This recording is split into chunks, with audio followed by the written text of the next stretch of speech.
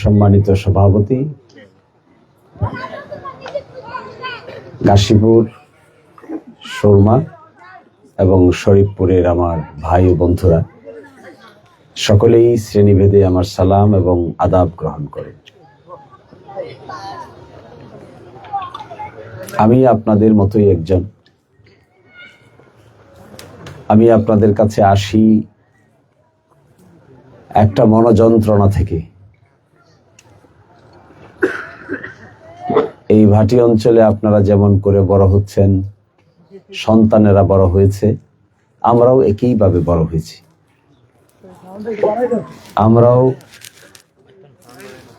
আমরাও এই প্যাক কাদার মধ্য দিয়ে গ্রাম থেকে শহরে, শহর থেকে বড় শহরে, বড় শহর থেকে বিদেশে, বিদেশ থেকে বড় দেশে ঘোরাফেরা করে আস্তে আস্তে অভিজ্ঞতা সঞ্চয় করেছি।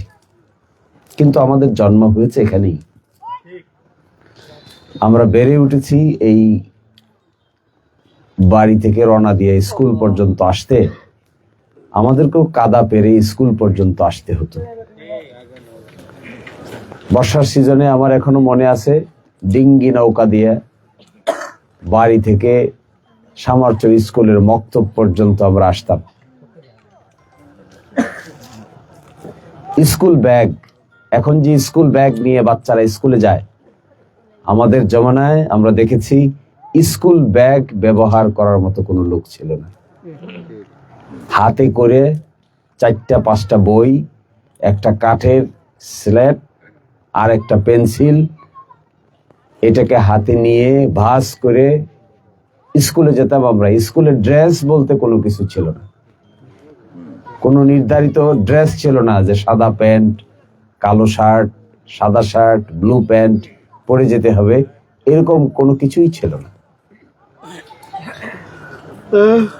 এখন এসে আমরা যেখানে দাঁড়িয়েছি, এই ভাটি অঞ্চলের মানুষের এই সময়টা আমাকে সাংঘাতিকভাবে স্মৃতির মধ্যে বারবার জেগে ওঠে। হ্যাঁ, আমরা দেখেছি দুনিয়ার বহু কিছু। আমরা দেশ, দেশের বাইরে, পৃথিবীর বড় বড় দেশ, পৃথিবীর বড় বড় জায়গায়, বহু জায়গায় আল্লাহ তাআলা আমাদেরকে যাওয়ার সুযোগ করে দিয়েছেন। কিন্তু শিশুকালের সেই স্মৃতি, শিশুকালের সেই মাটি, শিশুকালের সেই স্কুল, শিশুকালের সেই খেলার মাঠ, শিশুকালের সেই কাদা রাস্তা দিয়ে হেঁটে ক্ষেতের আইল দিয়া পাখি মারতে যাওয়া, এগুলোকে কোনোদিন স্মৃতি থেকে ভুলে যাওয়া সম্ভব নয়। দুনিয়ার এমন কোনো গুরুত্বপূর্ণ জায়গা নাই যা আমরা দেখি নাই। দুনিয়ার এমন কোনো বড় বড় রাষ্ট্র নাই যেখানে যাই নাই। দুনিয়ার এমন কোনো গুরুত্বপূর্ণ ব্যক্তি নাই যাদের সাথে ডাইরেক্টলি ইনডাইরেক্টলি কাজ করার সুযোগ হয় নাই। কিন্তু ওই যে একটা অতৃপ্ত বাসনা থেকে যায় যে বহু কিছু দেখলাম, বহু কিছু ঘুরলাম, বহু কিছু শুনলাম, বহু কিছু পাইলাম, বহু জায়গায় গেলাম, বহু চেয়ার পাইলাম, বহু সম্মান পাইলাম, বহু ইজ্জত পাইলাম, কিন্তু নিজের মাতৃভূমিতে তো কোনো পরিবর্তন আনতে পারলাম না। এই যন্ত্রণা থেকে আমি আপনাদের কাছ থেকে আসি। আমার কোনো রাজনৈতিক অভিলাষ নাই, রাজনীতি আমার পেশা না। রাজনীতি খুব করে আমি টাকা আয় করি না, রাজনীতি করে আমি ইনকাম করি না, রাজনীতি করে আমি সরকারের টাকায় ভাগ বসিয়ে মিস্টার 10% আমরা নই। রাজনীতি হলো মানুষের কল্যাণ, মানুষকে কিছুটা সুযোগ সুবিধা, মানুষের জীবনযাত্রার মধ্যে কিছুটা পরিবর্তন, দল মত নির্বিশেষে সকলের মধ্যে একটা পরিবর্তনের সূচনা করাই আমাদের কাছে রাজনীতির সবচাইতে গুরুত্বপূর্ণ উদাহরণ। যারা রাজনীতিকে পকেট ভর্তি করার একটা উপায় হিসেবে ব্যবহার করেন, আমরা রাজনীতিকে কখনো কোনোদিন কোনোভাবে গোনাক করেও ডাইরেক্টলি ইনডাইরেক্টলি আমরা কখনো রাজনীতিকে নিজের পকেট মোটা করার হাতিয়ার হিসেবে ব্যবহার করতে পারবো না। নয়। প্রশ্ন করতে পারেন, তা যদি না হয় তাহলে কেন আসছেন?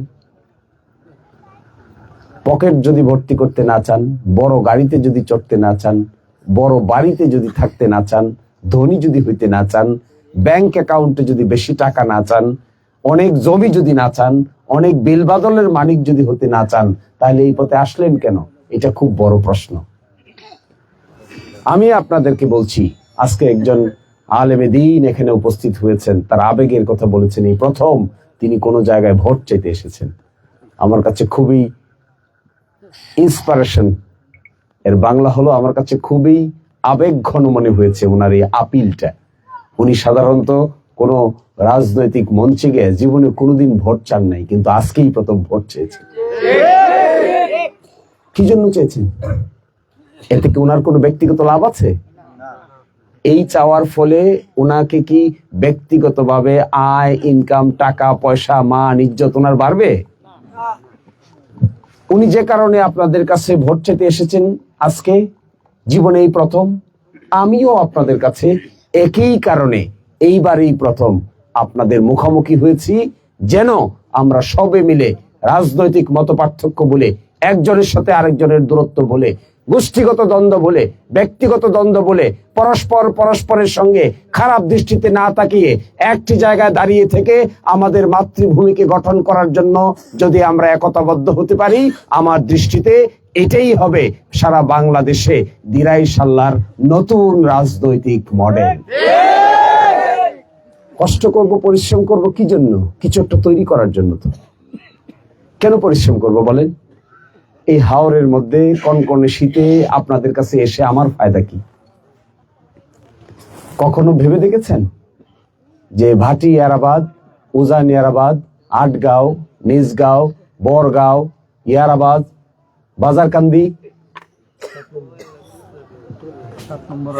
রাহুতলা কিংবা অন্য কোনো গ্রামের এই একটা গ্রাম থেকে আরেকটা গ্রামে দিনের পর দিন, রাতের পর রাত বৃষ্টিতে ভিজে কিংবা রোদে শুকিয়ে ঘুরে ফিরে আমার ব্যক্তিগত ফায়দা কি? আমি তো চাইলে পারতাম,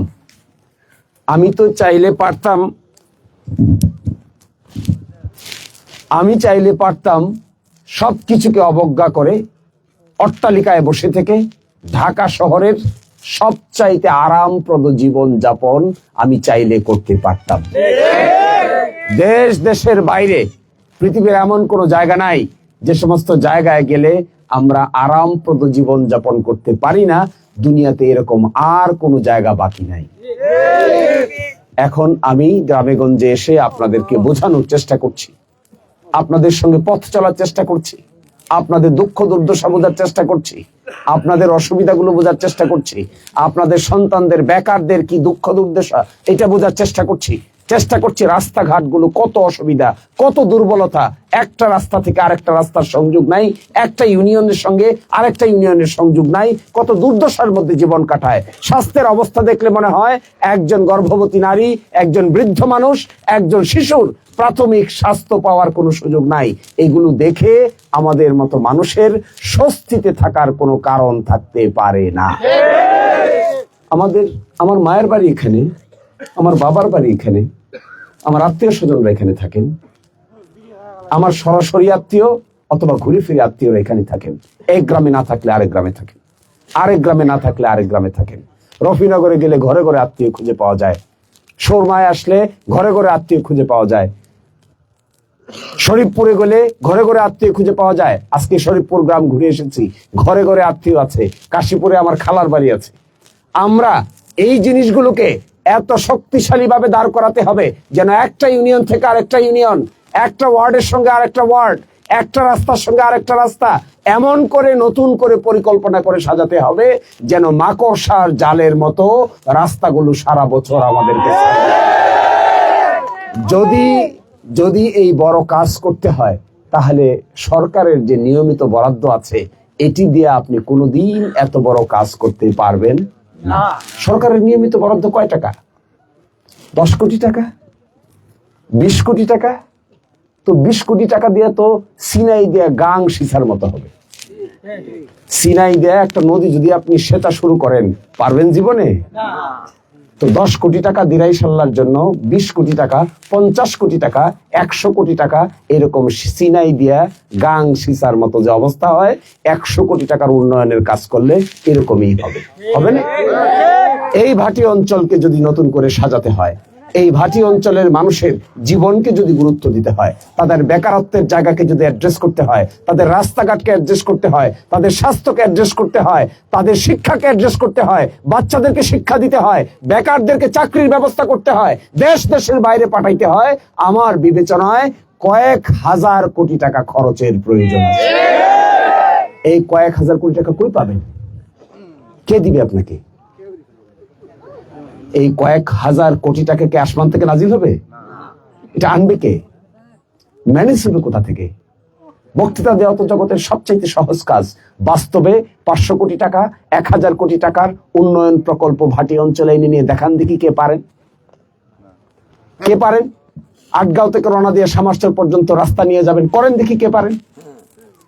আটগাঁও থেকে শুরু করে, রাহতলা থেকে শুরু করে, কাশীপুর হয়ে আমি ওইদিকে সাতপাড়া পর্যন্ত গিয়ে সাল্লা পর্যন্ত রাস্তা যাবে, কে পারেন দেখি না কে পারেন? যদি কেউ সত্যিই পারেন, মানুষকে ধোঁকা না দিয়ে সত্যিই যদি কেউ এই পরিকল্পনা করতে পারেন, সত্যিই যদি এই রাস্তা বানিয়ে কেউ দেখাতে পারেন, সত্যিই যদি মানুষের এই দুর্ভোগ দূর করতে পারেন, আমরা সবে মিলে তাকে সাহায্য করার ক্ষেত্রে আমার ব্যক্তিগত কোনো আপত্তি নাই। এখানে কি দল আছে? রাস্তায় যাব দল আছে? হাসপাতালে যাব দল আছে? বাচ্চার চাকরি হবে দল দেয়া হবে? তো বাচ্চার চাকরি হতে গেলে কোথায় হবে? পুলিশ হবে? কয়জনকে পুলিশ বানাবেন? সরকারি চাকরি দিবেন? কয়জনকে সরকারি চাকরি দিবেন? চাকরি দিতে গেলে আপনাকে বিকল্প চাকরির ব্যবস্থা করতে হবে। এই ভাটি অঞ্চলের আমি বহুদিন বক্তৃতায় বলেছি 45,000 লোক আছে যাদের কোনো চাকরি বাকরি নাই, এরা বেকার, যাদের কোনো কাজ নাই, তারা নিজের কাছে নিজেই শর্মিন্দা, তাদের ওয়াইফের কাছে জবাব দিতে পারে না, মায়ের কাছে জবাব দিতে পারে না, বাপের কাছে জবাব দিতে পারে না। বেকার যুবকের জীবনের যে অস্বস্তি, যে অন্যায়, যে লজ্জা, যে শরম, বেকার যুবকের এর চাইতে বেশি শরম, একজন বেকারত্বের চাইতে বেশি শরম একজন যুবকের আর কিছুই হতে পারে না। বাড়িতে আসে, স্ত্রী কি বলে? শাড়ি দাও, পারে তো না। বাচ্চা কি বলে? বই কিনে দাও, পারে তো না। মা কি বলে? হাসপাতালের চিকিৎসার জন্য ওষুধ কিনে দাও, পারে তো না। বাবা কি বলে? একটা লুঙ্গি কিনে নিয়ে আয়, একটা পাঞ্জাবি কিনে নিয়ে আয়, টাকা তো নাই, পকেটে হাত দিয়ে দেখে মানি নেই, পয়সা নাই। এই জন্য লুকিয়ে লুকিয়ে বাড়িতেও আসে না, একবার খেয়ে সারাদিন বাইরে ঘুরে, কারণ বাড়িতে থাকলেই এই সবগুলো প্রশ্নের উত্তর দিতে হয়। দেখেন না এরকম যুবকদের? হাজারো হাজারো যুবক এই ভাটি বাংলায় রয়েছে যাদের চেহারার দিকে তাকালে মনে হয় সুদর্শন পুরুষ, যাদের চেহারার দিকে তাকালে মনে হয় শক্তি সামর্থ্যবান একজন সেনা কর্মকর্তা হওয়ার মতো দেখতে শুনতে মনে হয়, কিন্তু তার পকেটে হাত দেন, পকেটে হাত দিয়ে দেখবেন কর্মের অভাবে পালিয়ে পালিয়ে বাঁচা একজন নির্লজ্জ যুবকের মতো জীবন যাপন করছে। তার হাতে কাজ কোথা থেকে আসবে? কে দিবে? সরকার দিবে? কয়জনকে দিবে? 200 জন, 400 জন, 500 জন, 1000 জন? কিন্তু আমার তো দরকার 45,000। আমি বলেছিলাম যদি সত্যিকার অর্থে কেউ রাজনীতি করতে চান দিরাই সাল্লায়, চলেন এই প্রতিযোগিতা করি। আমরা কমিটমেন্ট দেই যে আগামী 5 বছরে 20,000 লোকের কর্মসংস্থান করব। আর কেউ যদি পারেন তিনি এসে বলেন যে আপনি 25,000 লোকের কর্মসংস্থানের ব্যবস্থা করে দিবেন। যদি তাই পারেন, রাজনীতিতে গুণগত পরিবর্তন আনতে গেলে প্রতিযোগিতা হতে হবে, কে কার চাইতে বেশি কাজ করতে পারে। এইটাই যদি প্রতিযোগিতা হয়, এইটাই হবে বাংলাদেশের জন্য রোল মডেল নতুন রাজনীতি। আর এইটা না করে আমরা লেগে যাই গালাগালি, গুতাগুতি, খোঁচাখুচি, অমুকরে ভোট দিলে কি হবে পরে দেখবো, অমুকরে ভোট না দিলে কি হবে পরে বোঝা যাবে। বাড়ির পাশে দিয়ে হাইটে যাচ্ছে, একটা তার কাটার বেড়া দিয়ে দিলাম, ডাইনে দিয়ে হাইটে গেলাম, বাড়ির আইল গেছে হাইটে যাবা, এদিকে কোন দিকে হাইটে যাবা, কারণ এই পিআইসির মালিক আমি।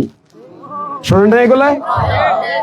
আমি মনে করি এই ধরনের রাজনৈতিক কর্মকাণ্ডে সাধারণ জনগণকে যারা ধোঁকার চোখে দেখেন, এই অল্প 2-4 লাখ 10 লাখ টাকার মধ্যে মানুষকে ভাগ্যকে যারা বন্দী করেন, এই সামান্য অল্প কয়টা টাকা লোভ দেখিয়ে মানুষকে যারা নিগৃহীত, নির্যাতন, নিপীড়নের শিকার করেন, এগুলো বাংলাদেশের রাজনীতি করার পরিবর্তে এই ধরনের রাজনীতির সঙ্গে যারা যুক্ত থাকেন তাদের ব্যক্তিগতভাবে রাজনীতি করাই উচিত না।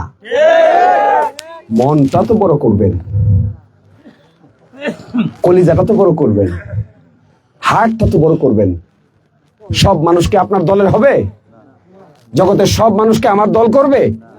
সব ম্যাক্সিমাম মানুষ, অধিকাংশ মানুষ তাদের কোনো দল নাই। অধিকাংশ মানুষ আম জনতা, অধিকাংশ মানুষ ভালো চায়, অধিকাংশ মানুষ বাঁচতে চায়, অধিকাংশ মানুষ খাবার চায়, অধিকাংশ মানুষ রাস্তা চায়, অধিকাংশ মানুষ চিকিৎসা চায়, অধিকাংশ মানুষ জীবনের নিরাপত্তা চায়। এই নিরাপত্তা না দিয়ে হুমকি ধমকি, কথা ডানে বামে, কি করবেন কি না করবেন, এই রাস্তায় যদি কেউ হাঁটবেন, অত্যন্ত করুণ পরিণতি সকলের জন্যই অপেক্ষা করছে। এই করুণ পরিণতির দিকে কেউ হাঁটবেন না। সামান্য ক্ষমতার উত্তাপ যদি সইতে না পারেন, আর চেয়ার একটা পাইলে এটার মধ্যে বসে এমন অবস্থা দেখান যে শরীরের সাথে চেয়ার সুপার গ্লু দিয়ে লাগিয়ে গেছে। আমি চেয়ারে সারি, কিন্তু চেয়ার আমারে সুপার গ্লু লাগলে সারে? চেয়ারের সাথে কোন জায়গায় লাগে? যে জায়গায় লাগে এই জায়গায় চেয়ার লাগলে এখন চেয়ার লয়ে হাঁটবেন না, চেয়ার থয়ে যাবেন। মহাবিপদ না এটা? চেয়ার তো 4টা পা আছে, আর আমার সাথে লাগিয়ে গেছে জায়গা মতো। যখন জায়গা মতো লাগছে, চেয়ারের প্রতি এত মায়া, আমি চেয়ারে সারি না, চেয়ারও আমারে সারে না। অবশেষে এই ক্ষমতার দাপটে চেয়ার সুদ্ধা সকলে মিলে গিয়ে চরের বিলে পড়া ছাড়া কোনো উপায় নেই, কোনো উপায় থাকে না। কারণ চেয়ারকে যখন আপনি এত ভালোবাসবেন, তখন চেয়ার কিন্তু আপনারা আর ছাড়তেছে না। চেয়ারে যদি আপনি এত মহব্বত করবেন, ওই চরের বিলের মাঝখানে চেয়ার লইয়া পইরা সিংড়া আর পানি খাওয়া ছাড়া আর কোনো উপায় থাকবে না। তো আমি এই কথা বলবো, সামান্য ক্ষমতার উত্তাপ যদি আপনার মধ্যে থাকে, আমার মধ্যে থাকে, আমি যদি সামান্য ক্ষমতাধর হয়ে জনগণকে 2 পয়সার মূল্য না দেই, সামান্য ক্ষমতাধর হয়ে যদি প্রতিশোধ প্রবণ হই, সামান্য ক্ষমতার চিন্তার বা মাথায় রেখে নির্যাতন নিপীড়নের রাস্তা বেছে দেই, মানুষকে জেলে পাঠানো, জুলুম করা, অত্যাচার করা, প্রতিশোধ নেওয়া, এই রাস্তায় যেই ধারণ করবেন না কেন, আমি ধারণ করলে আমি, অন্য কেউ ধারণ করলে অন্য কেউ, যেই মানুষকে নির্যাতন নিপীড়নের রাস্তা ধরবেন, তাদের কারোই কপালে সুদিন অপেক্ষা করবে না। মানুষকে ভালোবাসতে শিখেন। তো সবচেয়ে বড় ক্ষমতা কি? সবচাইতে বড় ক্ষমতা হলো মানুষকে ভালোবাসা। আপনি ভালোবাসা দিয়ে পর্বত, আসমান, জমিন জয় করতে পারবেন। ভয় দেখাইয়া একটা মানুষের মনেও জায়গা করে নিতে পারবেন না। পারবেন? পারা যায়?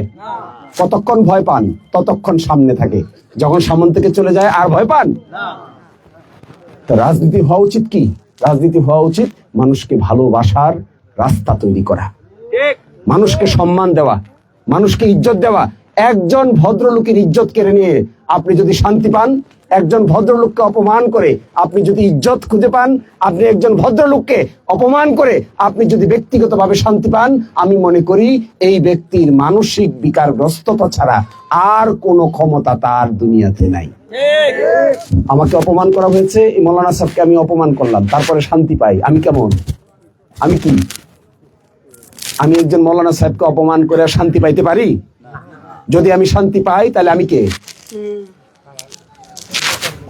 আমি হইলাম একটা নর্দমার কীট, যে একজন সম্মানী মানুষকে অসম্মান করে যে মনে মনে হাসবে আর যে মুস্কি হাসবে, এদের চাইতে নর্দমার কীট জগতে আর কোনো মানুষ নাই। মন তো খারাপ হয়ে যাওয়ার কথা। একজন মসজিদের ইমাম, একজন সমাজের গুরুত্বপূর্ণ লোক, তার সঙ্গে আপনি খারাপ ব্যবহার করছেন, তার সঙ্গে আপনি অপব্যবহার করছেন, তাকে আপনি নির্যাতনের রাস্তা বেছে নিচ্ছেন, তাকে আপনি বিপদে ফেলে হাসতেছেন, তার জান কেড়ে নিচ্ছেন, তার মাল কেড়ে নিচ্ছেন, তাকে বিপদে ফেলছেন, তারপরেও দূর থেকে বসে রাজনৈতিক মুস্কি হাসি হাসছেন। আমার বিবেচনায় এগুলাই হইল মির্জাফরের মতো লোকদের অট্টহাসির মতো। এগুলো কোনো ভদ্রলোকের কথা না। আমি যুবক সমাজদেরকে একটা বলি, সময় এসেছে পরিবর্তন করার। যারা দাঁড়িয়ে আছো, আমি তোমাদেরকে বলছি, সময় এসেছে নতুন কিছু ভাবার। এই নতুন কিছুটা ভাবতে না পারলে আমরা আবার যে লাও ঘুরে ফিরে আমরা সেই কদুই থেকে যাব। আপনারা কি যে লাউ এই কদু থাকতে চান? যে লাউ এই কদু থাকলে কি হয় এটাকে আমরা নিজেরা ভুক্তভোগী না?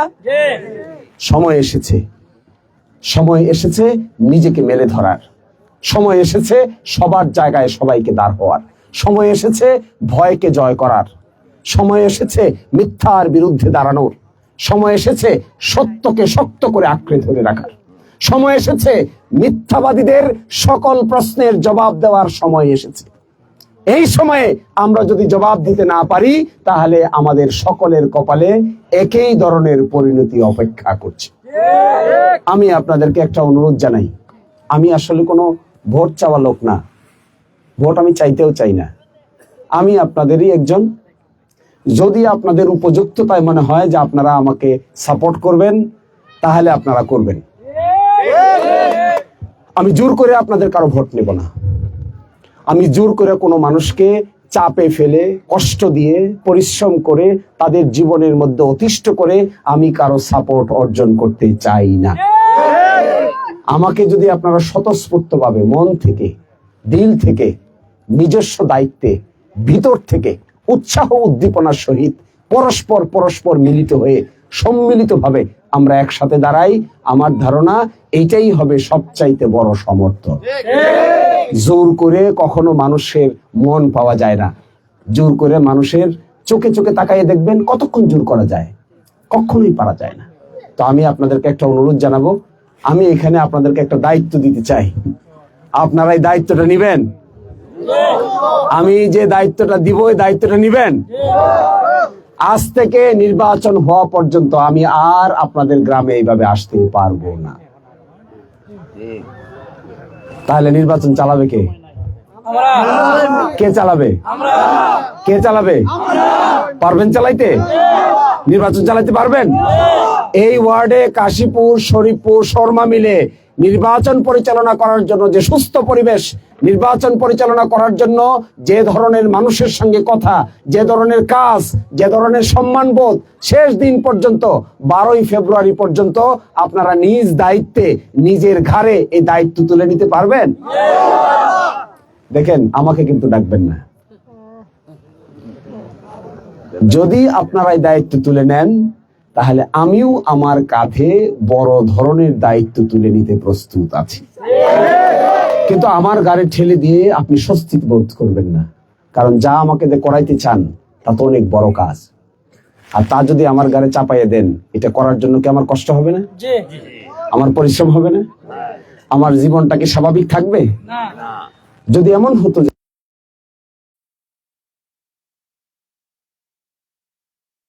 কাজ করে না, কারণ আমার তো এখানে পয়সার দরকার নেই, এখানে বাড়তি ইজ্জতের দরকার নাই, বাড়তি কোনো চেয়ারের দরকার নাই, কিছুরই দরকার নাই, শুধু একটা নেশা কাজ করে, শুধু একটা নেশা, একটা চিন্তা মাথায় কাজ করে, একা থাকলে কাজ করে, গভীর রজনীতে কাজ করে, সকালবেলা উঠে মাথার মধ্যে এটা ঘুরে, যদি আমি পারতাম আমার মাতৃভূমিকে সাজিয়ে দিতে, আমার মাতৃভূমিকে নতুন করে সাজাতে, এটা যদি পারতাম, এই নেশাটা এত গভীরভাবে মনের মধ্যে কাজ করে, যা কোনোদিন হয় নাই, যা কেউ কোনোদিন করতে পারে নাই, অতীতে যা বাস্তবায়ন করতে মানুষ পারে নাই, এটা যদি আমি করে যেতে পারতাম, আগামী 50 বছর 100 বছর যদি এই কাজ টিকে থাকতো, এইটাই আমাদের মাতৃভূমিতে সবচাইতে বড় উদাহরণ হিসেবে থেকে যেত। এই নেশাটা কাজ করে, এই নেশাটা বাস্তবায়ন করতে গেলে আপনারা আমরা একই সাথে জোটবদ্ধভাবে এটার পিছনে লাগতে হবে। আমি একা পারবো এই কাজ করতে? আমার দ্বারা তো পসিবল না। এই যে একজন ইমাম সাহেব, তিনি ময়মনসিংহ থেকে এখানে আসছেন, নিশ্চয়ই মনের ভিতরে একটা বাসনা, নিশ্চয়ই মনের ভিতরে একটা স্বপ্নের বহিঃপ্রকাশ ঘটানোর জন্য তিনি আসছেন। আপনাদের মনের ভিতরে কি এরকম স্বপ্ন কাজ করে না? আপনার মনের ভিতরে এরকম স্বপ্ন কাজ করে না যে আপনি এইখানে গাড়ি যাবে, এখানে হাসপাতাল হবে, এখানে স্কুল হবে, এখানে কলেজ হবে, এখানে মন্দির হবে, এখানে মসজিদ হবে, এখানে ছাত্ররা যাবে, স্কুলে পড়বে, বিদেশে যাবে, টাকা পয়সা আয় করবে, আমাদের সন্তানেরা বাড়িতে টাকা পাঠাবে, মায়ের চিকিৎসা হবে, বাবার চিকিৎসা হবে, বোনের চিকিৎসা হবে, ওয়াইফের ব্যবস্থা হবে, সন্তানদের ব্যবস্থা হবে। এই স্বপ্ন যদি আমাদেরকে তাড়িত না করে তাহলে তো আমরা রাজনীতি করে শুধুমাত্র নিজের পেট ভরার কোনো দরকার নাই। এই স্বপ্নটাই সবচেয়ে বড় স্বপ্ন। আমি আপনাদেরকে অনুরোধ করে যাই, আজকের পরে নির্বাচনের আগে এই ধরনের উঠান বৈঠক আর করা যাবে না। আমরা শুধুমাত্র বাজারে বাজারে জনসমাবেশ করার চেষ্টা করব। আমরা দিরাই এবং সাল্লার 14টা বড় বাজারে সমাবেশ হবে, এটা শিডিউল আমরা খুব দ্রুতই দিয়ে দিব। জনসমাবেশ হবে, কিন্তু এইভাবে আলাপ করার হয়তো আর সুযোগ হবে না। কিন্তু দায়িত্বটা পালন করার জন্য আপনারা সর্বসময়ে নিজের ঘাড়ে দায়িত্বটা নিয়ে পালন করার জন্য প্রস্তুত আছেন? থাকবেন প্রস্তুত? এইটা যদি পারেন তাহলে আমাকে এই দায়িত্বটা দিবেন, আর যদি এটা না পারেন তাহলে আমাকে কষ্ট দিবেন না। ইনশাআল্লাহ আমরা পারবো। আমাকে এই কষ্টটা দিলে আমি এই কষ্টটা বহন করতে পারবো না, কারণ আপনাদের ছাড়া আমি একা এত বড় দায় দায়িত্ব ঘাড়ে নিয়ে পথ চলার মতো ক্ষমতা আমার ব্যক্তিগতভাবে নাই। কিন্তু জনগণ একসাথে হলে, হিন্দু মুসলমান এক জায়গায় দাঁড়াবেন, একটা টেবিলে দাঁড়াবেন হিন্দু মুসলমান মিলে, গালাগালি করবেন না, গলাগলি করবেন। গালাগালির রাস্তা পরিত্যাগ করবেন, গলাগলির রাস্তা ধরে নেবেন। একজন আরেকজনকে ভাই মনে করবেন। ব্যক্তিগতভাবে কারো কোনো সম্পর্কের ঘাটতি থাকলে এগুলো ঝালাই করে নেবেন। বন্ধুর মতো কাজ করবেন, ভাইয়ের মতো কাজ করবেন। বড় একটা উদ্দেশ্যকে বাস্তবায়ন করতে গেলে ছোট স্বার্থকে ভুলে যাবেন, বড় স্বার্থটাকে সামনে নিয়ে আসবেন। এই বড় স্বার্থ হলো দিরাই সাল্লার মাটিকে নতুন করে সাজানোই হলো আমাদের সবচাইতে বড় স্বার্থ। এখানে কোনো দল নাই, এখানে কোনো বল নাই, এখানে কোনো পূর্ববর্তী দল কে কে ছিলেন তার কোনো পার্থক্য নাই, বর্তমানে আমরা কে কোন দল করি এটারও কোনো পার্থক্য নাই। আমাদের দল একটাই, আমাদের দলের নাম হলো দিরাই সাল্লার দল। আমাদের দলের নাম কি? আমাদের দলের নাম কি? আমরা দিরাই সাল্লার মানুষ, আমাদের এইটাই আসল দল। যেই দিরাই সাল্লার মানুষ হোক তিনি আমাদের দলের সদস্য। এর বাইরে দলগত পার্থক্য করে মানুষকে কখনো বিভক্ত করে নির্যাতনের রাস্তায় ঠেলে দিতে হয় না। এটা আপনি একজনকে নির্যাতন করবেন, এই নির্যাতন ঘুরে আপনার দিকে আসবে না? আসবে না ঘুরে? কতক্ষণ করবে?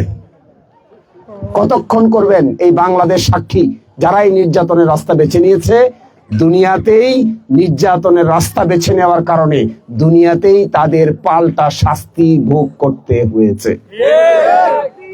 2-3 বার হয়েছে এই দেশে, আরো হবে। যদি নির্যাতনের রাস্তা বেছে নেন সকলেরই হবে। আমার সর্বশেষ অনুরোধ, আমি আপনাদেরকে যে দায়িত্বটা দিয়ে যাচ্ছি, এই দায়িত্বটা সম্মিলিতভাবে আজকে থেকে যার যেখানে আত্মীয় স্বজন আছে ফোন করবেন, ওই বাড়িতে যাবেন, নিজেরা টিম বের করবেন। শর্মা থেকে টিম বের হবে, কাশীপুর থেকে টিম বের হবে, শরীফপুর থেকে টিম বের হবে। আপনাদের আত্মীয় স্বজনের কাছে গিয়ে মেসেজ পৌঁছে দিয়ে আসবেন যে এইবার আমরা এক হয়েছি, এইবার আমরা দিরাই সাল্লাহকে গঠন করতে চাই। এখানে দল মলের বিষয় না, এখানে মূল বিষয় হলো মাতৃভূমিকে সাজাতে গেলে যে পরিশ্রম, এটা আমরা সবাই মিলে কাঁধে কাঁধ মিলে এই পরিশ্রম করতে চাই। এই জায়গায় আপনারা, আমরা বন্ধু। আমি কোনো নেতা নই, আমাকে কেউ নেতা বলে ডাকবেনও না। আমি নেতা বলে ডাক শোনাটাকে ভালো দেখি না, আমার কাছে এটা অপমানজনক মনে হয়।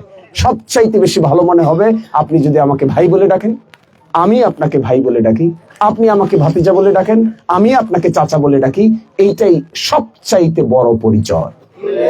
বাকি নেতা ফেতা অমুক তমুক, ডাইনে বামে, চেয়ার, স্টেজ, বক্তৃতা, এগুলো সবই সাময়িক, সবই সাময়িক, সবই ক্ষণস্থায়ী। এটা বেশিক্ষণ থাকে না, কোনো কিছুই বেশিক্ষণ থাকে না। ক্ষমতার মসনদ বেশিক্ষণ থাকে না, খান খান হয়ে যায়। চোখের সামনে ক্ষমতার মসনদ ভেঙে খান খান হয়ে যায়। এরপরেও যদি শিক্ষা না হয়, তাহলে এই খান খান হওয়ার আগে যারা ক্ষমতার লোভ সামলাতে পারেন না, তাদেরকেও একই রকম পরিণতির জন্য অপেক্ষা করা ছাড়া আর কোনো বিকল্প কারোই জানা নাই। সুতরাং ক্ষমতার দাপটও কেউ দেখাবেন না। খবরদার, যে যত বেশি ক্ষমতাবান হবেন সে তত বেশি নম্র হবে। ফলবান বৃক্ষ কি হয়? ফলবান বৃক্ষ নুইয়া থাকে। যে গাছে ফল ধরে এটা নুইয়া থাকে না, আর যে গাছে ফল ধরে না এটা কি করে? খালি একেবারে দণ্ডের মতো দাঁড়িয়ে থাকে। ফলবান বৃক্ষ নুইয়া থাকতে হবে, এটা আমাদের কাজ।